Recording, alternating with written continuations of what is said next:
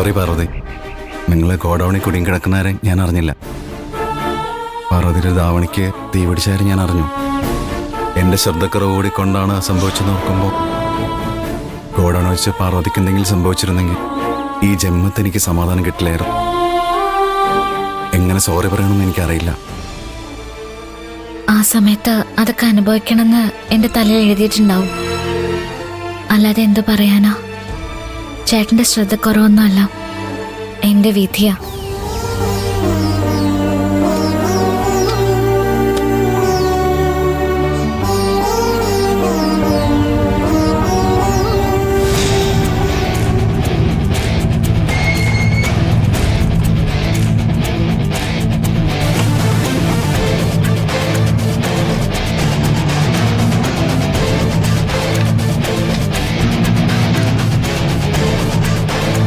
പ്രിയ, അവിടെ ഓരോരുത്തരും വായി തന്നതിക്ക് വിളിച്ചു പറയുന്നു. പക്ഷേ അതൊന്നും ഞാൻ വിശ്വസിച്ചിട്ടില്ല. പ്രിയൻ്റെ സ്വഭാവം എന്താണെന്ന് എനിക്ക് നന്നായിട്ട് അറിയാം. കൈലാഷാർ വരട്ടെ, ആരൊക്കെ നിങ്ങളോട് നിൽക്കുമെന്നൊന്നും എനിക്കറിയില്ല. പക്ഷെ ഞാൻ നിങ്ങളോട് നിൽക്കും. വരുന്ന എന്തായാലും വരുന്നിടത്ത് വെച്ച് കാണാം. അല്ലാതെ ഞാനെന്ത് പറയാൻ?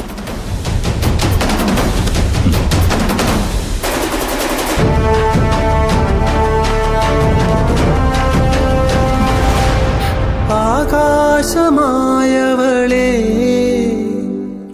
അകലെ പറന്നവളെ, ചിറകായിരുന്നല്ലോ നീ, അറിയാതെ പോയെന്നു ഞാൻ. നിഴലോ മാഞ്ഞുപോയി, വഴിയും മറന്നുപോയി, തോരാത്തരാമഴയിൽ ചൂട്ടുമണഞ്ഞുപോയി, പാട്ടും മുറിഞ്ഞുപോയി, ഞാനും ശൂന്യമായി.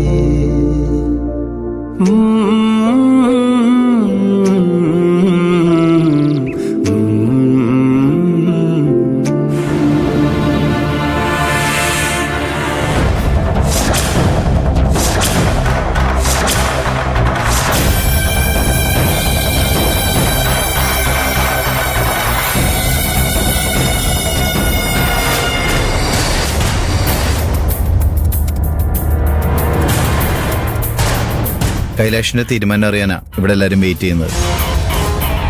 പൊന്നു കായ്ക്കുന്ന മരമാണെങ്കിലും പുരപ്പുറത്തേക്ക് ചാഞ്ഞാൽ വെട്ടിമാറ്റണമെന്നാ പ്രമാണം. തീരുമാനം എടുക്കുമ്പോൾ ഈ പ്രമാണം കൈലാഷിന്റെ മനസ്സിലുണ്ടാവണം. കൈലാഷ് സാറിന്റെ തീരുമാനം എന്തായിരിക്കുന്നു ഇവിടെ എല്ലാവർക്കും അറിയാം. ക്ഷേത്രം പോലെ കൊണ്ടുനടക്കുന്ന ഈ സ്ഥാപനത്തിന്റെ അകത്ത് വെച്ച് വേണ്ടാധീനം കാണിച്ചവരോട് ഒരു MD-യും ഒരു ദയാദാക്ഷണവും കാണിക്കില്ലല്ലോ. കൈലാഷ് സാറിന്റെ തീരുമാനം കൈലാഷ് സാറിന്റെ നാവിൽ നിന്ന് തന്നെ കേൾക്കാനാ ഇവിടെ എല്ലാവരും വെയിറ്റ് ചെയ്യുന്നത്. കൈലാഷ് സാറിന്റെ ഭാഗത്തും തെറ്റുണ്ട്, എനിക്കത് പറയാതിരിക്കാൻ വയ്യ. പരമശുദ്ധന്മാരായിട്ടല്ലേ ഇവരിതിന്റെ അകത്ത് പെരുമാറിയത്. അത് ഇവരുടെ നാടകമാണെന്ന് തിരിച്ചറിയാൻ കൈലാഷ് സാറിന് കഴിഞ്ഞില്ല. ഈ രണ്ടും വെറും പഞ്ചപാവങ്ങളാണെന്ന് സാറ് വിശ്വസിച്ചു. ഇവരെ വിശ്വസിക്കാൻ പാടില്ലെന്നും വിശ്വസിച്ച പണി കിട്ടുമെന്നും ഞാനും മുക്തമ്മോടും മാറി മാറി സാറിനോട് പറഞ്ഞു. അതൊന്നും ചെവിക്കൊള്ളാൻ കൈലാഷ് സാർ തയ്യാറായില്ല. അതാണ് കൈലാഷ് സാർ ചെയ്ത തെറ്റ്. ഏതോ ഒരു നാട്ടിൻപുറത്തുനിന്ന് വന്ന മാലാക. ചതിയും തട്ടിപ്പും തൊട്ടു തീണ്ടിയിട്ടില്ല, കള്ളം പറയില്ല, കാണിക്കില്ല. ഒറ്റ വാക്കി പറഞ്ഞ തുമ്പപ്പൂ പോലത്തെ പരിശുദ്ധ. ഇതൊക്കെ ആയിരുന്നില്ലേ ഇവളെ കുറിച്ചുള്ള കൈലാഷ് സാറിന്റെ വിശ്വാസം? ചതിയും തട്ടിപ്പും അറിയാത്ത ഒരു മാലാകയും മാലാകയുടെ കാമുകനും. ഇവിടെ എന്തൊക്കെ ചെയ്ത് പറ്റിക്കായിരുന്നു കൈലാഷ് സാറിന് അറിയോ? അറിയില്ല. ഞാൻ വിശദമായിട്ട് പറഞ്ഞത്. ഇവൾ ആദ്യം ഇവിടെ സൈക്കിൾ എവിടെ ഒളിപ്പിച്ചു വെച്ചു. പിന്നെ 5:45 ഫാക്ടറിയിൽ നിന്ന് പോയിന്ന് എല്ലാവരും തെറ്റിദ്ധരിപ്പിച്ചു. രജിസ്റ്ററിൽ തിരിമറി നടത്തി. എന്നിട്ട് സെക്യൂരിറ്റിയെ ശ്രദ്ധയപ്പെടാതെ രണ്ടുപേരും ഇതിന്റെ അകത്ത് ഒളിച്ചിരുന്നു.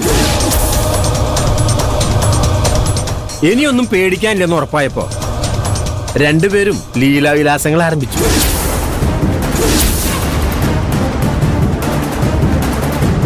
തുമ്പപ്പൂ പോലെ പരിശുദ്ധമായ മാലാകുഞ്ഞിന്റെ കുൽസിത പ്രവർത്തനങ്ങളാ ഞാനിവിടെ വിശദീകരിച്ചു. ഇവരിത് ആദ്യമായിട്ടായിരിക്കുന്നില്ല. പല രാത്രികളിലും ഇവരിതുപോലെ ഇതിനകത്ത് കഴിഞ്ഞിട്ടുണ്ടാവും. ഇന്നലെ എന്തുകൊണ്ടോ ഇവരുടെ പ്ലാൻ ചെറുതായിട്ടൊന്ന് പാളി. പല നാള് കള്ളൻ ഒരു നാള് പിടിക്കപ്പെടുന്നുള്ള പ്രമാണം.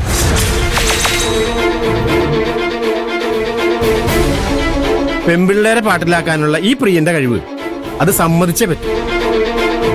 എത്ര എളുപ്പത്തിലാ പ്രണയം നടിച്ച് ഇവളെ ഇവന്റെ വഴിക്ക് കൊണ്ടുവന്നത്. പ്ലാനിങ് മൊത്തം ഇവന്റെയാ. ഇവളെ കൊണ്ട് അതെല്ലാം അനുസരിപ്പിക്കാൻ ഇവന് കഴിഞ്ഞു. അതാ ഇവൻ മിടുക്കനാണെന്ന് ഞാൻ പറഞ്ഞു. ഇവക്കാണെങ്കിൽ എപ്പോഴും ആരെങ്കിലും ഒരാളുടെ ചുമലിൽ ചാരണം. നന്ദൻ ചത്തുപോയില്ല, പകരം കിട്ടിയത് ഇവനെയാ.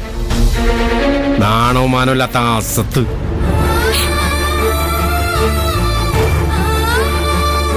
കരുണാകരൻ സാർ ഇവിടുത്തെ പ്രൊഡക്ഷൻ ചീഫ് ജോലി വിട്ടിട്ട് പൈങ്കിളി നോവൽ എഴുതാൻ പോണം. ആ മേഖലയിലെ കരുണാകരൻ സാറിന് നല്ല ഭാവിയുണ്ട്. കാരണം അത്ര പെർഫെക്റ്റ് ആയിട്ടല്ലേ സാർ കഥ പടച്ചു വിടുന്നത്. പക്ഷെ കരുണാകരൻ സാറ് ഇപ്പോ പറഞ്ഞ കഥയില് ചെറിയൊരു ലൂപ്പ് ഹോൾ ഉണ്ട്. സൈക്കിൾ ഒളിപ്പിച്ചു, രജിസ്റ്ററിൽ തിരിമറി കാണിച്ചു, എല്ലാവരുടെയും കണ്ണുപിടിച്ചു. ഇത്രയും ബുദ്ധിയുള്ളവർക്ക് മറ്റുള്ളവർ അന്വേഷിച്ചു വരാതിരിക്കാനുള്ള മുൻകരുതലൂടി എടുക്കാൻ കഴിയില്ലേ?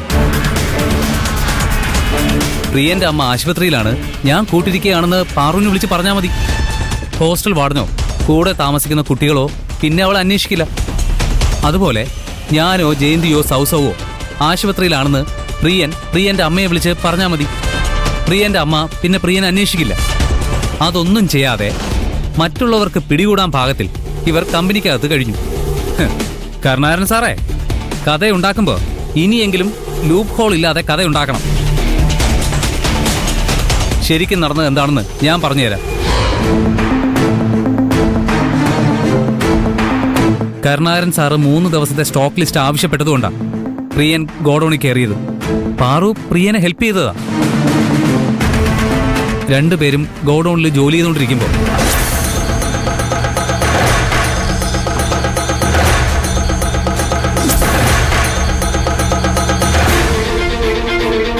രണ്ടുപേരും ഉറക്കെ വിളിച്ചു.